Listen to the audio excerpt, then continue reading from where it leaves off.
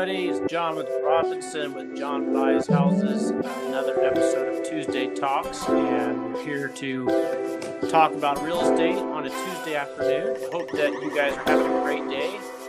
Once again, we always like to start off the show by asking where are you from, where are you watching from, where are you tuning in from. Introduce yourself. Love to have people jump on. It seems like every single week we've got new folks, so I hope that you will join us today.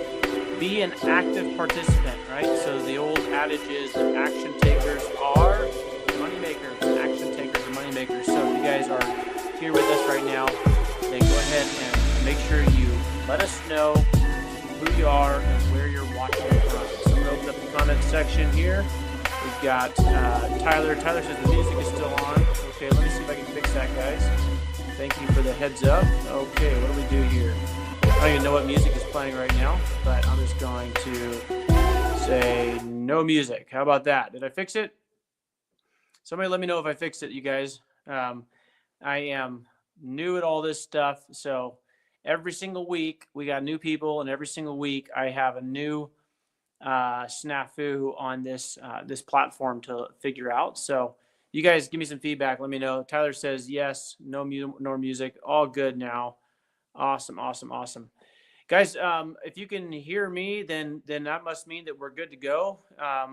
And I wanted to talk about deals today. It's Tuesday Talks. We're going to spend about the next 30, 45 minutes talking about real estate. This is an opportunity for all of you that are watching. Doesn't matter if it's watching live or if you're watching a replay. Live is obviously better because we'll be able to see it in real time. But this is an opportunity for you guys to post your questions. So number one, let us know who you are, where you're watching from. I see some regulars. We got Tyler. He's tuning in from Corvallis, unless he's up in Portland today. Got Andy from the Renovate guys. Andy is probably out on a project right now. Tyler's got some great deals that are he's got ready to kind of put out there. So if you guys are not on Tyler Trott's buyers list, I really highly recommend that you guys get in with Tyler. Make sure that you DM him, find him on Facebook, and get on his buyers list if you guys are buyers in the anywhere in the Portland area. In fact, Tyler's got a deal that we've been working on together, and it's actually a pretty good deal for co-living. A little bit of a rough neighborhood in Portland, but then again, where isn't a rough neighborhood in Portland these days, right? So, okay, we got Ankit from Seattle. Thank you, Ankit, for joining. Ankit's been talking to me about some deals that he's got under contract. We're looking at one right now down out in the McMinnville area. So if you guys are in McMinnville and you're interested in possibly doing a deal, we're still doing our due diligence because this is going to be a scrape and rebuild. Working with Ankit. Thanks for jumping on here today, Ankit. And then, of course, we got Ted and Heather in Beaverton tuning in once again. You guys are becoming regulars yourselves. So good to have you all here. Tyler says, reach out if you're interested in getting on his buyers list. Buyers list, if you're new to this whole space, is effectively, the wholesalers go out and get deals under contract, and then they take those contracts and they kind of bring them out to the world of real estate investors, and they say, hey guys, I got this deal. Here's the details. Are you interested? And so they usually let people know that through their buyers list. So you guys make sure you reach out to Tyler, get onto his buyers list. He's going to put you on one of his email blasts. So you'll get email and also probably text campaign, but I think he's for sure got email set up. And then make sure that you mark that email in your inbox so it doesn't go to spam, because that's what happens sometimes. You get on a buyer's list and then these deals are all going into the inbox, but they're going straight to the spam folder because you don't have them set up as somebody you know. Okay, I want to talk about deals today. Deals. Boy, I don't know if anybody else has noticed this, but the deals are getting signed. I don't know if you guys are having the same I guess success that I am and some other people are, but there are so many deals out there right now. Let's talk about deals. Let's talk about what a deal looks like. Let's talk about the difference between a lead and a deal, right? There's a huge difference between a lead and a deal. And so let's talk about those things today. If you guys have questions while I go through this, go ahead and just throw your questions in the comments. Guys, also let me know that you can hear me, because sometimes I'm just talking and the audio goes out or something, or I hit a button and you guys can't hear me. So every once in a while, give me a big thumbs up, okay? even in the comments or whatever. If you're not subscribed to the YouTube channel, or if you're not following me on Facebook, then please make sure you do that, and then give us some hearts and some thumbs up, because it helps me know that people are listening and that I'm not disconnected. So let's first of all talk about what a deal is. A deal is not a lead, and a lead is not a deal. You guys have heard me say this before. There's a big difference between a lead and a deal. A lead is more or less a possibility of a house being sold, okay? And that possibility is maybe of a higher likelihood of being sold, particularly to an investor, because you've done some chasing, you've kind of figured it out, and you know, okay, this is actually a pretty good solid lead. If you were here when I had Pace Morby come in February, if you were in the Beaverton February Beaverton meetup where we had the PDX REI group meetup where we had Pace Morby come in at the tail end of the proximity event, then give me a thumbs up. Give me a thumbs up in the comments if you guys were here. I want to ask you if you remember something that Pace Morby said about a lead. And then even before it gets to be a deal, of course, it has to be a lead. But even before it becomes a lead, somebody let me know if you remember. I see Tess is giving a thumbs up. She was there for that. She was part of our proximity event. So Pace Morby said something. There's Tyler. He's giving us a thumbs up. So you guys were here for Pace Morby at the end of my proximity event in February. You remember that Pace mentioned that a lead is not a deal. And then he said a lead is not even a lead until it becomes a lead. And what he meant by that was, he said, you have this progression of a deal, and it starts off with being a suspect, and then it moves to prospect, and then eventually it moves hopefully into an actual lead. Okay. So Arturo remembers that. He was there. If you guys remember that there was a kind of a progression, then you know that there's a progression also after a deal, after a lead turns into a deal, it kind of begins to move down this conveyor belt, so to speak. That was how Pace put it to me years ago whenever I was first getting into real estate, particularly in the creative side. And he had a kind of this illustration of a conveyor belt, right? It comes into our world, or we drive by and, we stomp on the brakes. If you guys have done that before, right? And you like stop and you back up and you look and you go, man, that house is overgrown. It's boarded up. That right there, I suspect that might be a lead. Okay. Now you can suspect all day long, but then you might do a little bit of research. Like you might, for instance, go into public records and see if you can find a skip trace, get some information about the seller, or maybe you find out that there's actually a sign going up and you're like, hey, this is going to be listed. Well, now it moves from suspect into prospect, right? When you first connect with the seller and you get an affirmative, yes, we would like to sell this property. Or you talk to an agent, the agent's like, yes, this property is listed for sale, and the seller is open to all offers. Now what we have is a lead. Okay, guys, give me some love in the chat. Give me a thumbs up. There's John George coming in with a thumbs up. Thank you, John. If you guys are following so far, then make sure you give me some thumbs up. Give me some love, and I mean, like, give me some hearts. Drop some thumbs up. Give me some feedback in the comments to let me know you're tracking. Okay.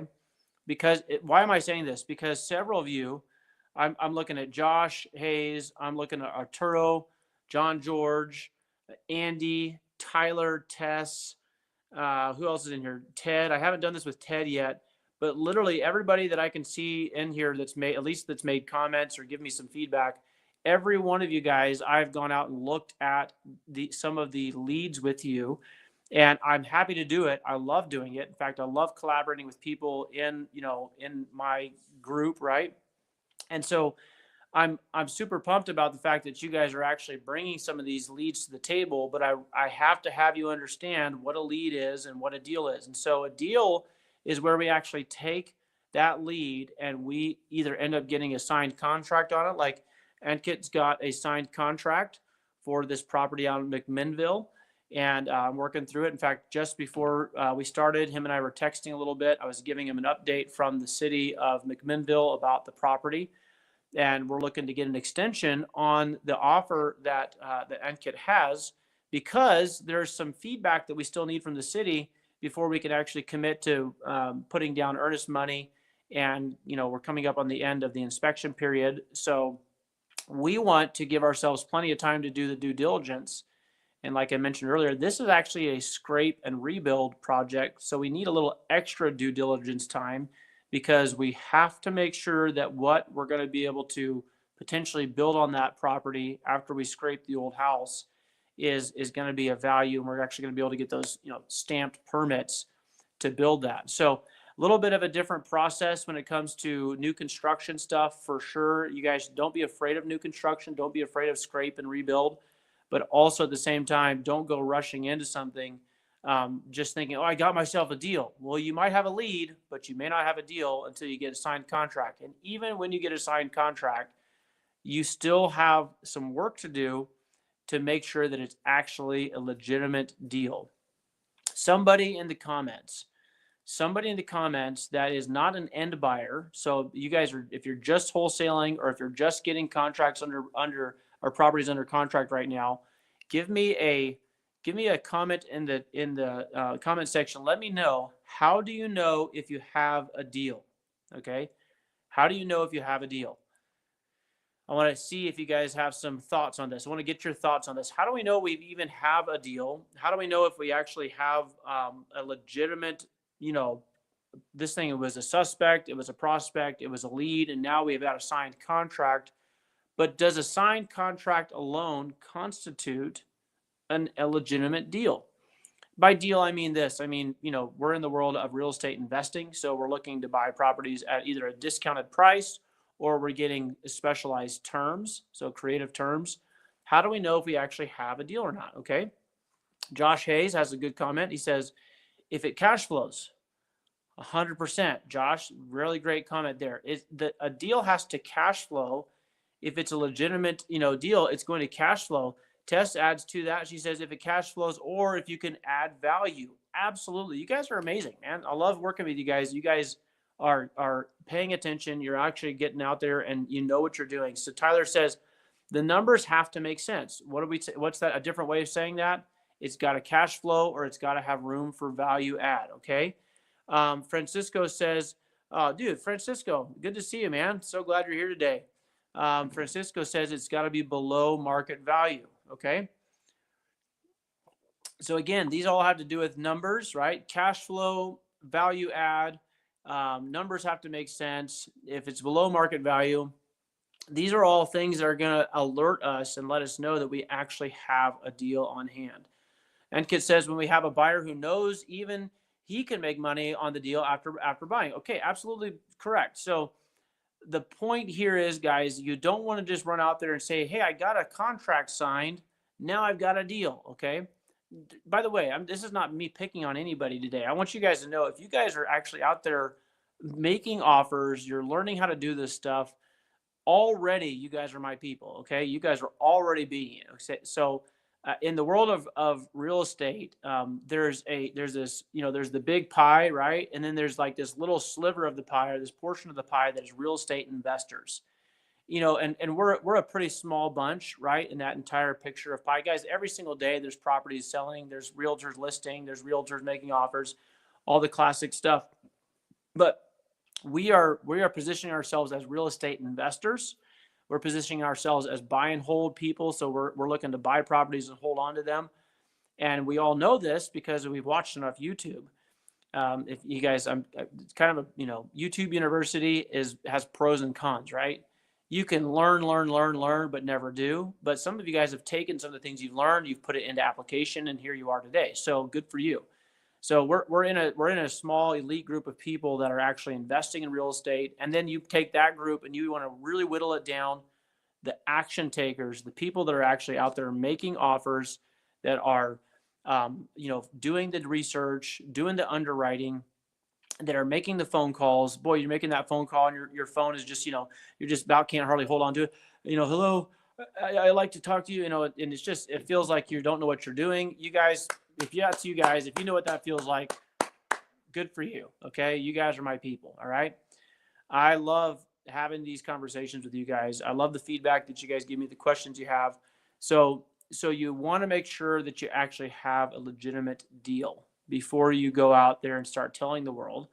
But if you have done that before and you've gotten told, well, that's not a deal, don't take that as a bad thing. They take that as like, man, I'm learning, right? Okay, I learned that I didn't have as good a deal as I wanted. So Tyler has actually been, he and I have been talking about a couple of contracts that he has.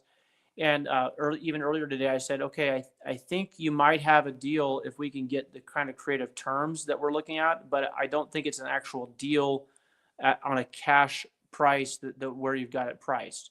But we're gonna work through it. I've got a couple of guys that I know that buy in that specific area, and I've sold properties to them before. That's one of the advantages, you guys, of being in this for a while. I've been doing real estate transactions now for 10 years in the Portland area, and really kind of from a distance, and now full time in the Boise, Idaho market. The advantage of sticking in it long enough is you end up selling it. You get a deal under contract, you sell it to a buyer, and then you know you can go back to that buyer and ask them, hey, are you interested in this one? I've got another one. And by that time, you guys have done a deal. That buyer has made money. You've made money. It's a lot easier to get that flow going. So one of the things that I do is when you guys bring leads to me, or you actually have a legitimate deal, a contract signed, I usually will start looking through my list, and I'll start saying, okay, who else have I worked with in that area that I've sold deals to? Because if I don't want to take it down myself, and I'll always tell you that up front, yes or no, I'm interested. But if I don't want to do it myself, then I actually will bring it to my other buyers, and I will find out if they have an interest, because maybe I'm looking at it the wrong way. Maybe I'm like, I'm not interested. They're like, yeah, of course I want that. Because why? Because maybe they buy all the things in that market so they can stay close to home. There's a bunch of different reasons why people buy where they do. But I want you guys to know that you want to make sure that you have a deal. You say, how do I know if I have a deal? You will know if you have a deal when you have a bunch of buyers trying to wave money at you to buy your contract from you. Okay. And that does happen. But in today's world, a lot of people are wanting to make sure, like I was telling Tyler earlier today, I don't want to buy anything right now that's marginal. Okay. Here's what I mean by that. There are so many people out there right now in the markets around us, whether it's Idaho, Oregon, Washington, California, it doesn't matter where you are, right? There's so many people out there that this economy, and the last couple of years especially, and then now it's not really getting better. It feels like it's getting worse. The stock market is up and down. You say, I don't even do anything in the stocks. That's fine, but it still has an effect on your everyday life, because what's going on in the market has a direct effect on the marketplace, and the fact that buyers, consumers have to typically pay the price. So where a lot of us have been feeling the pressure in our pocketbooks and the general public, where it affects us is like everything costs more money, right? Everything's getting more expensive. There's really the rate of income is not keeping up with the expenses as they're rising. And so we have this situation, this dynamic going on out there, where you have a lot of people that are really feeling the squeeze, right? The last couple of years have been tough. The future doesn't look that great right now. And so they're feeling this squeeze financially. And tell me if you've noticed this.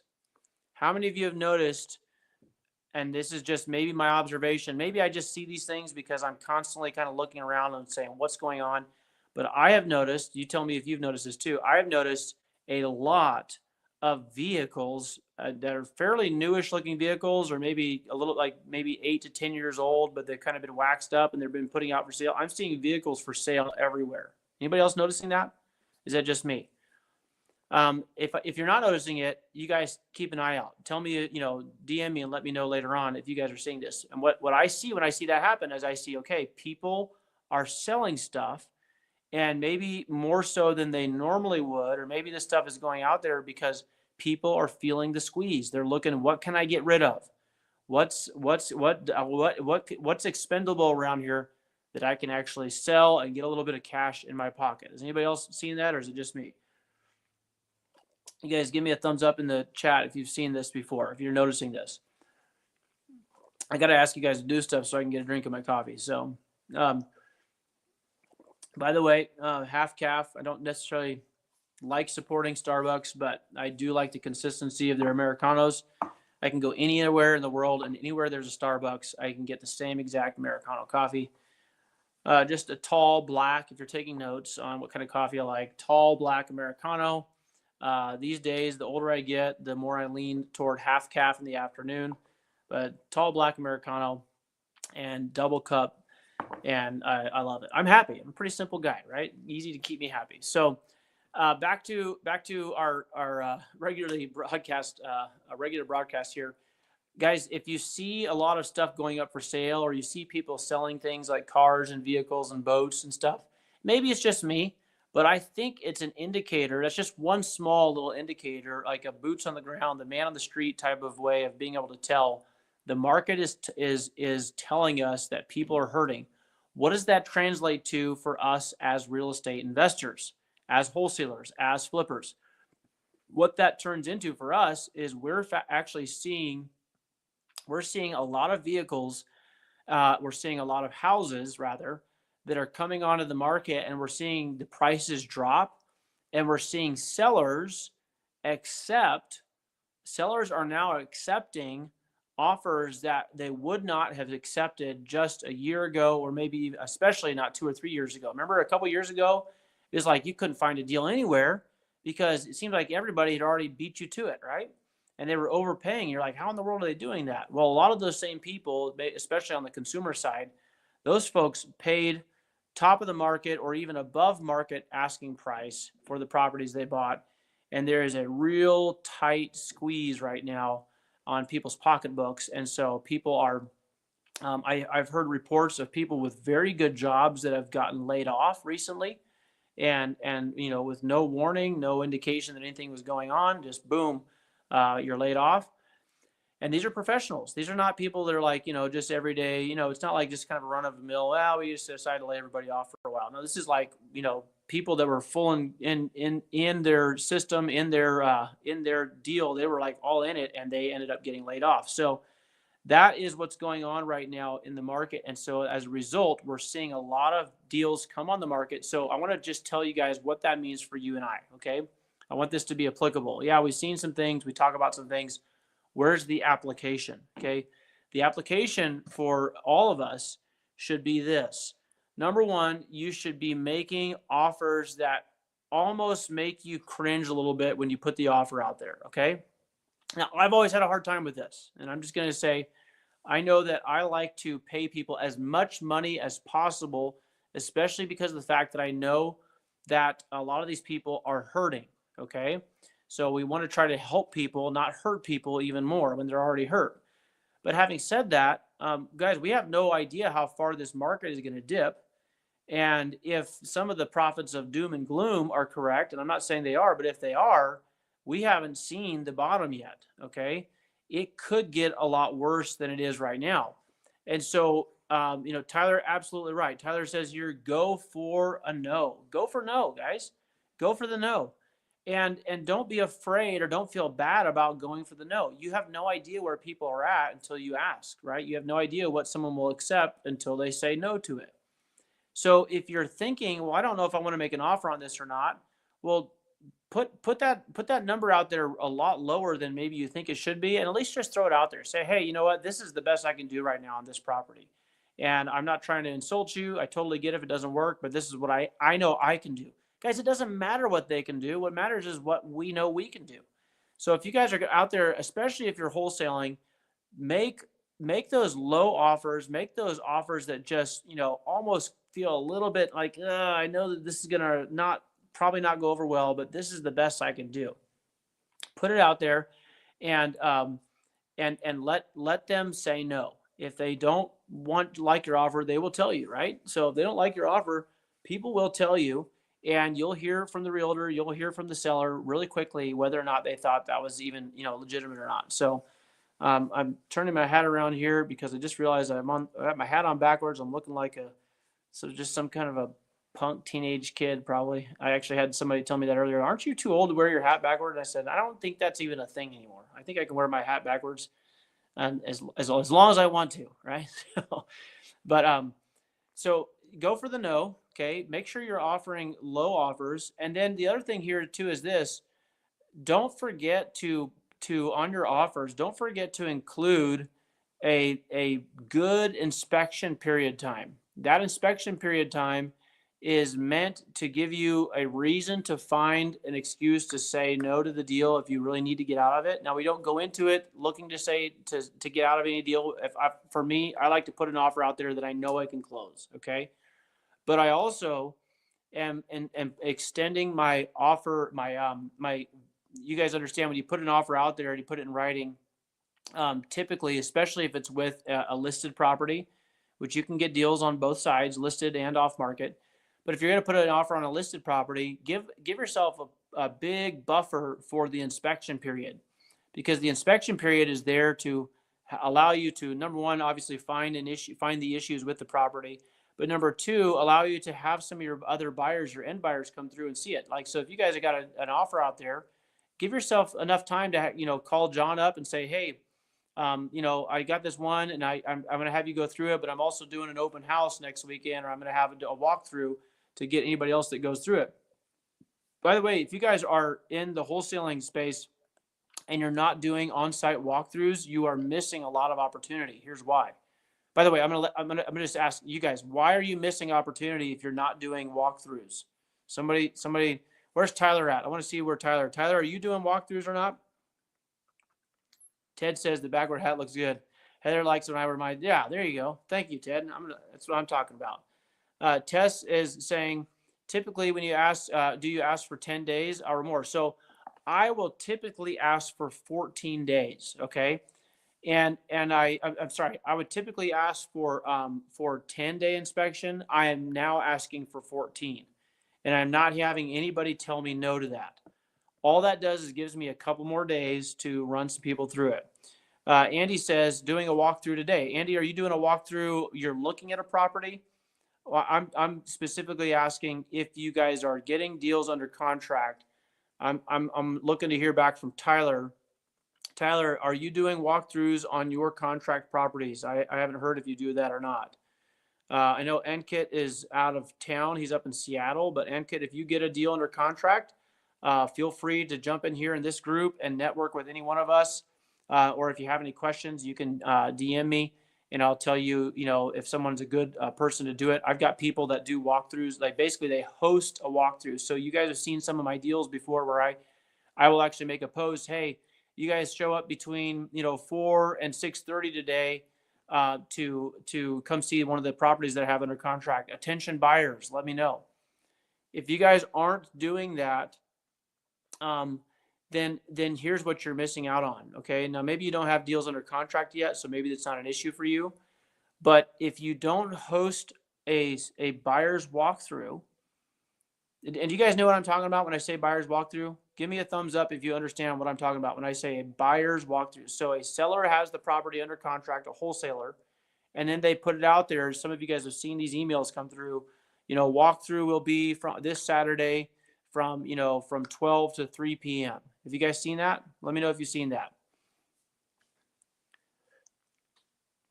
Looking for some feedback here. You guys help me out in the comments. I don't know if these comments are just coming in slow on my end, or maybe you guys are busy, or maybe I just bored you to sleep. But when you guys are seeing these types of properties, okay, you know what I'm talking about. You guys seen these, where a wholesaler has it under contract, they'll do a big text blast or an email blast, walk through at this property on this day. The reason why they do that is not necessarily always to get the deal sold. Okay. Monica says, I haven't seen anything except one from you. Okay. So the reason why we would do that is this. And it's really, really crazy that wholesalers don't do this. The reason why you want to have a walkthrough day, if you have a deal under contract, is and by the way, what I do is especially if the seller is still living in the property, I say, hey, listen, Mr. Seller, I'm going to actually need to schedule a time, and I do this during the open negotiation right up front while I'm getting paperwork signed. I'm going to have a day where I bring in, I have a lot of people that are going to come in and look at this. Some of these people are business partners. Some of these people are vendors. Some of them are my contractors. I've got to have people come through and kind of give me an idea of what the cost and renovation is going to be.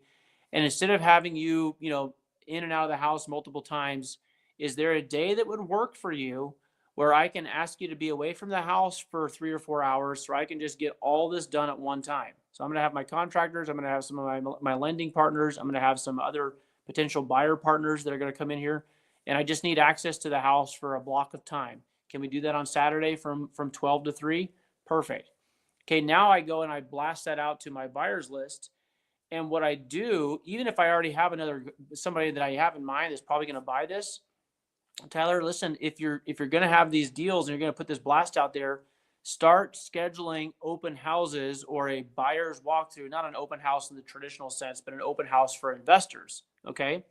And schedule a couple contractors, have a contractor come in and take a look at, the flooring, have somebody come over and take a look at the roof. So in other words, don't tell the seller something that's not true.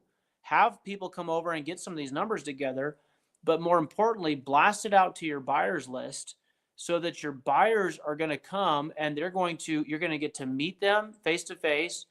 And what's going to happen is they're going to tell their buddies, or that email blast is going to get somebody's interest, and they're going to come out, and you're going to actually get to connect with more people and add more people to your buyers list. People do business with people that they know, they like, and they trust. Okay. You've got to get to know, like, and trust people in order to be in this business long term. And so constantly putting yourself out there, asking other people questions that allows them to get to know you, serving one another. Tess and I had a one-on-one call this morning on some of the stuff we're doing with Legacy Leads.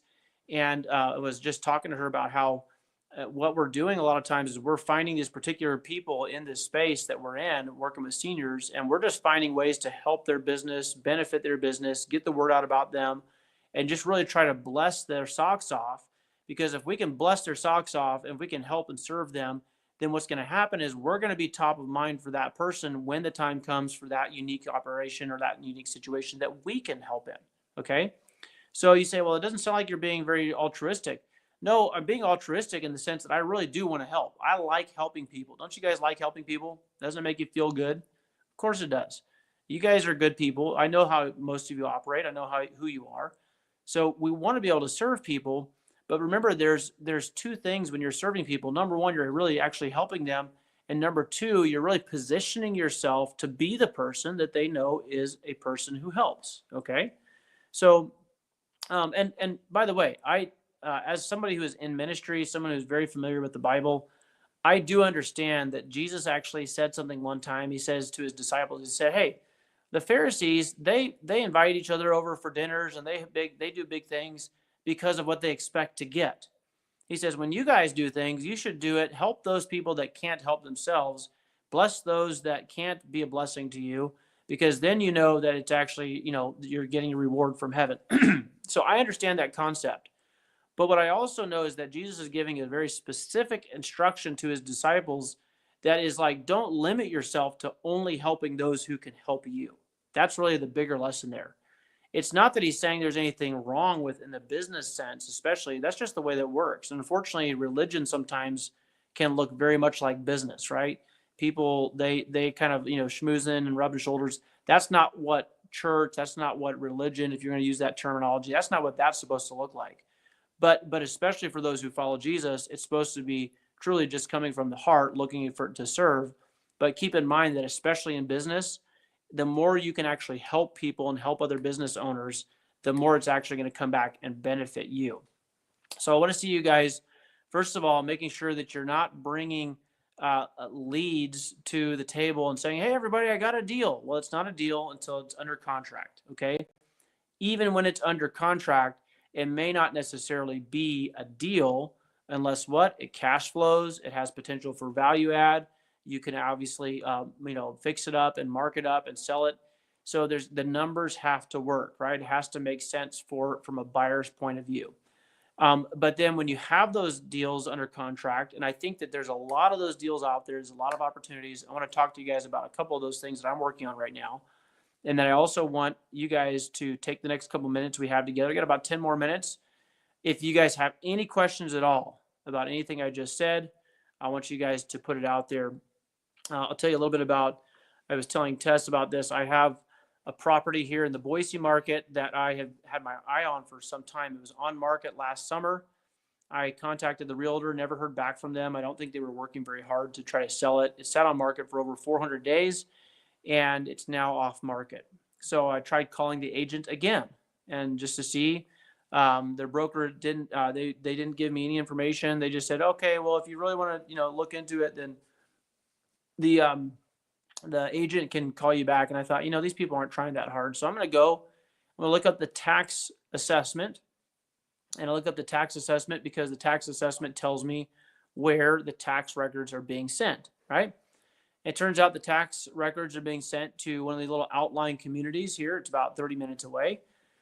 So Saturday afternoon, after some of the stuff we were working on, had a big weekend working on some stuff, I asked my wife, I said, hey, you want to go on a little drive out to Emmett? She said, yeah. And I said, let's go out there and get a burger. By the way, I'm going to be stopping by and knocking on somebody's door. I've learned to actually tell my wife what the true intentions are because we've had too many, let's just say, heated discussions about something that I thought, was like, oh yeah, we'll just do this while we're out there. She's like, I didn't know that's what we're out here doing. So my kids and my wife have learned that if we're going somewhere, it's safe for them to assume that there might be somebody's door I'm knocking on, or I might be going to look at a house. Okay. But in any case, I told my wife there's a property that I want to see if I can connect with the seller on. So I go out there, knock on the door, nobody comes, but I can hear somebody inside, knock on it again, third time, and I'm being obnoxious now. I mean, I got one of those little door knockers on the thing. It's like clack, clack, clack, clack. I'm just banging on that thing. And this guy comes to the door, and he's clearly someone who's maybe a little bit, he's a little bit challenged. But he's cognitive enough. And I asked him, I said, oh, are you so-and-so? And he goes, no. And I said, well, is so-and-so home? He's like, no, that's my dad, and he died 5 years ago. Okay. Well, that's a tough situation. And so I'm kind of talking to him, and I said, well, I'm actually interested in maybe buying a property that was for sale already. Do you know anything about that? He says, oh, my sister takes care of all that stuff. Okay. Is your sister home? No, but she's coming down from Alaska on Tuesday. That's today. So I find out from him that just through the conversation, not asking him directly, but just some of the stuff he said, that the sister is the executor of the estate. And because of the fact that the property is still listed in the parent's name, that tells me that this property has not been through probate yet, which might be part of the reason why it didn't sell. Okay, I'm not going to throw the realtor completely under the bus, but part of the reason why the house sat on market for so many days, over a year, is probably to do, it's not to say that they didn't get any offers on it. It could be that they got an offer on it, and even offer that they liked, but they couldn't sell it because the probate wasn't done yet. And so probate, of course, is something that happens to a property after the owner passes away. Even if they have a will, if the property is not in a trust, then it has to go through a probate process, which basically allows the state that the house is located in to put out, you've seen these, public notices and public records. If you guys see some of the old newspapers and stuff, not old newspapers, it's in newspapers all the time, where they put out these public notices, right? And you'll see, on such and such a day, this property connected, this lot block number, blah, blah, blah, is actually going to be listed for sale. And so they actually have all these public record stuff that's put out, and it alerts anybody that may be owed money by the person who owned that house. It alerts them that, hey, now's your time to come and file some kind of a, lien against the property, because the property is going to be sold, or it's going to transfer title and ownership. And before that title transfer ownership happens, you can still claim if you are owed money at all by the seller, by the person who died. Okay, so that's probate in a nutshell. So the probate process has to happen, and I don't think it's happened for this one property. So I now know that not only does that property, is it being managed by someone who lives in Alaska, and they're having to come down to try to figure this stuff out. I now know the sister got into town this morning. She's in town for a couple of days, so I'm going to go knock on that door again. And I'm going to bang on that door banger there if I have to. And I'm going to talk to that sister about the property that I already know they were trying to sell. And I'm going to present an option to purchase that property. And if they say yes, then I'm going to try to set it up on some kind of a creative terms. I'm going to say, let me get started working on the property, and I'll also get it through the probate process for you, no charge to you. But it's going to take a little while for this actually to close because it's got to go through probate. And because I'm going to have to do some improvements to this property to make sure that it qualifies for financing. So, guys, I can get a contract in place and I can go through that probate process working on this property and actually getting it qualifiable for financing. And in some cases, even get the thing rented out before I ever even make the purchase. There's all kinds of creative ways to do real estate transactions. So don't get stuck in the mindset that you have to do just a low ball cash offer. If you're going to make a cash offer, make sure it's a low offer. But don't do a low ball. Just make sure it's something that's like, okay, I know if they say yes to this, I can make money on it. You see what I'm saying? But don't think that that's the only way. So I like to, you guys know, I'm a big fan. I got my 3C system, right? I got my conventional price whenever I make an offer. I've got my cash price, and then I've got my creative price. So you guys can take that, use it, structure it however you want to. But I always make my offers in a 3C format so that they can see there's different price points based on different scenarios. Whichever scenario seems to work better for the seller situation, I'm fine with that. But I want them to know that they don't have to just take one or leave it. So anyway, I'm looking forward to getting that one tied up. I have a good feeling about that one. I could be wrong. You never know. But I feel like that one's going to get under contract, and it has potential to be a really, really great co-living type of property. I saw that Andy had a question.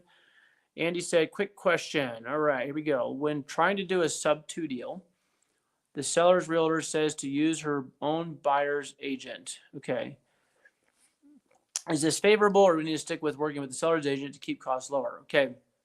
Remember, when it comes to agent fees, even though some things have changed in the wide world of real estate lately with representation, typically sellers are still actually the ones that are paying for the agent fees. Now, not all the time. There's exceptions, of course. People are starting to find this out, but there's a general understanding that the seller is the one who pays the agents. So is it really actually going to keep costs lower? Maybe, maybe not. Okay, Andy. So they may have already planned on paying 6%, or they might already have it worked out where they're going to do a 4% listing with two, as long as it's listed with the seller's brokerage. Then they say, okay, if one of our buyer's agents, it represents the buyer's side, then we can keep the margins at 4%. 2% for the seller, 2% for the buyer. But in any case, I wouldn't say that it's favorable one way or the other. I think the big question is, do you actually need a buyer's agent? That would be really the question I'd be asking. Is a buyer's agent actually needed? I personally don't use buyer's agents for almost anything.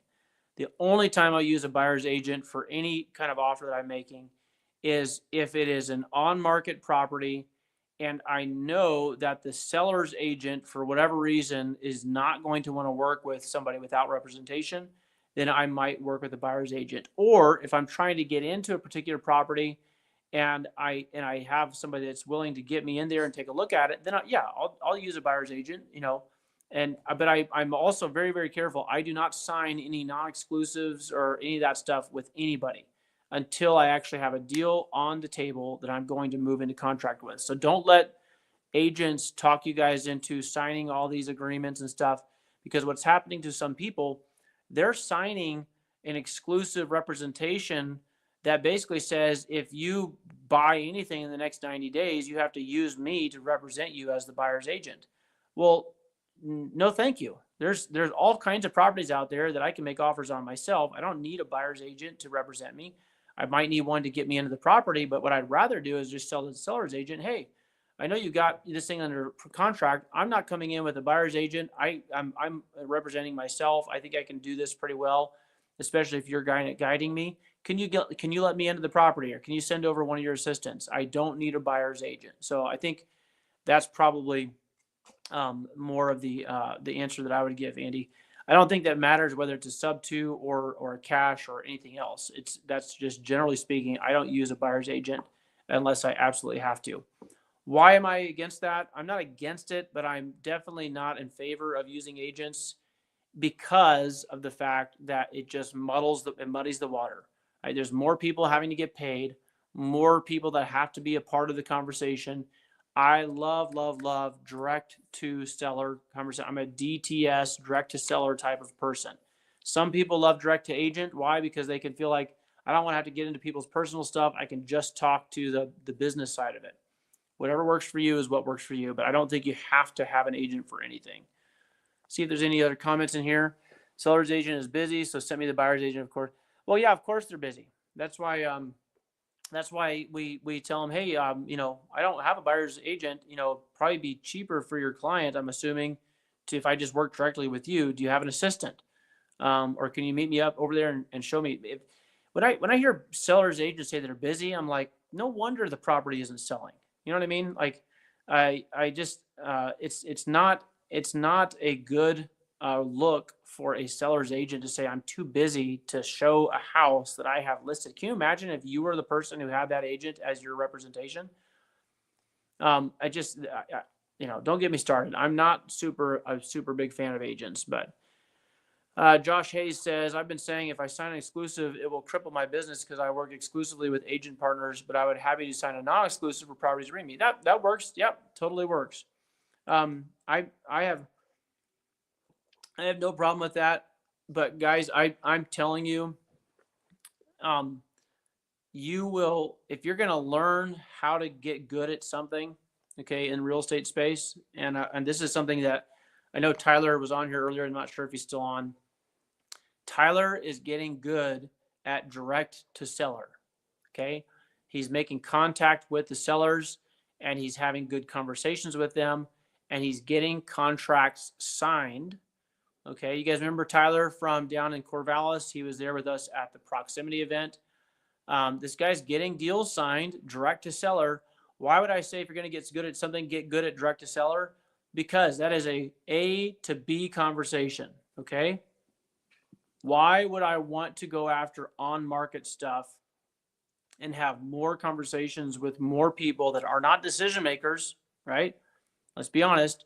Agents are not the decision makers, although they sometimes like to present themselves as the decision makers, and though they can certainly act in that capacity, but they're not the actual decision maker. So it's just not a good. It's not a good. To me, it's not a great model. I personally think that the whole world of real estate agents is going to go away, except for in specialized cases, with AI that's coming on board, with some of the new technology, with some of the new laws, regulations. I just think it's a dying model, and I don't think that it hurts to have a realtor involved. I just don't think that that's a good thing to really get good at doing business at. I personally think the best thing you can do is get good at having conversations with the decision makers. Okay. So that's harder, no doubt. It's harder to do that. But in the long run, it's more beneficial because if you can be the one that controls the conversation or controls the contract and not have someone else's finger in the pie and not have someone else that's going to be a decision maker or trying to look over it, then I just think it's better. So Josh says, if I agree, if agents send me an on market, I usually don't look at it. Yeah. It doesn't hurt to look at it, right? It's just the understanding that there's a whole different set of hoops that you have to jump through. And guys, this is what I'm trying to say when I talk about deals. There are deals out there right now that you don't have to have an agent involved in. If it was like, hey, the only thing that's being sold right now is through agents and they got a lockdown on all these properties, okay. Or if you're in a particular area where it's just kind of a given that everyone's going to use an agent, but there's a lot of places in the country where you might not even have a lot of good agents. So, me personally, don't take it as the gospel. I'm just saying, I don't like working with agents if I don't have to, not because I have anything against them personally. It's just that most of the time they're trying to tell me how the deal is going to go. And most of them are not actually investors themselves. And they don't really understand. They don't really know a whole lot about real estate. There are exceptions, of course. I'm not trying to say that there's no exceptions. I'm just saying typically real estate agents are not, they're not, people think that real estate agents are investors or they know anything about real estate investing. A lot of them don't. And that's no disrespect to anybody. It's like saying if you work at Jiffy Lube, you're, like you're a certified mechanic. Not necessarily. And I think that a lot of these agents that are out there, if they want to continue to make money in the space that they're in the area they're licensed, they're going to have to get good at learning how to work with investors, learning how to work with creative offers, learning how to adjust their what do you call it? Their commissions. I heard of a $2 million deal recently that didn't go through because the seller's agent refused to take the offer to their client because the offer had a request for them to pay 0.5% less than they had it listed at. It's just crazy. Josh says a lot of them are know-it-alls. Well, we don't want to get picking on agents, although I guess I already started that. And Enkit says, one of the agents told me that if he doesn't have the data for off-market property and hence he doesn't know how to, yeah. So Enkit says, how do we make an offer on off-market property? Well, Enkit, that's where you typically learn how to do that stuff through some kind of a mentorship or a course. But to give you just a real quick crash course on off-market properties are usually solicited by either you reaching out to them, cold calling. And I know that Enkit, if you're watching, you and I talked about how much you really don't like cold calling. I totally get it. So you either are going to do outreach through cold calling, you're going to do outreach to these sellers or potential sellers by text messaging. Be careful about that because there's a lot of new rules and regulations that dictate who you can and can't text. Or they're sending out mailers or postcards. That seems to be working. But again, that's not a one-off thing. I sent a postcard and never heard back from anybody. No, you have to do this kind of on a repeat cycle. There has to be a system to it. Or there's the other way is you get those leads to come to you by putting up some kind of Facebook market ad, or you put up a Google ad like that, or so you're using Google AdWords and you're using all the right stuff. And when people go in and type, I want to sell my house, then your ad pops up or there's your website. The other way to do it is, of course, through a legacy leads model, which we've talked about that a little bit in the past. I don't know if I've talked a lot about it on Tuesday Talks. We might do a whole session one day on that and have some of the people that are in the legacy leads training come in and just kind of give a testimony about what they've been learning. But there's some unique methods for soliciting those leads from agent. I'm not agents but from the sellers directly. So, Enkit here says, yes, I am watching. Okay, cool. Thank you. All right, guys. I think we're going to wind it down here. Andy says, I enjoy cold calling. Let's JV. Boom. There you go, Enkit. Get together with Renovate Guys. His name is Andy. You can reach out to him on in the PDX REI group. If you haven't joined the PDX REI group, Enkit, feel free to do that. I know you're in Seattle, but you're doing some marketing in the Portland area. So feel free to jump into the PDX REI group. And Enkit is saying, send me a request. Okay, we'll try to send it out to you. Monica says, thank you, John. Appreciate you, Monica. I did get your text. I'm actually still waiting for a specific answer about your property from the agent I told you about. So I'm waiting on that. I should have replied back and you had told you that. It's been a super busy week. And then my wife's grandpa ended up in the hospital with a broken hip over the weekend. He fell. So we're still kind of dealing with that. But guys, I appreciate you being here today. I know that Josh Hayes is on here. He's kind of monitoring the PDX REI group. He's one of our admins. So Enkit, get together with Josh. Josh, get together with Enkit. You guys make sure you continue to work together, get to know one another, even if it's just through DMs. It really, really benefits you all to kind of know one another and to be working together. And look at this. Here's Sherry Moore. She was here the whole time. Sherry, good to see you. Thanks to you. Thank you for being here. You guys, God bless you. We'll talk to you soon. Let me know if you got any deals you need help with. And let's keep on getting out there and getting these deals. Take care.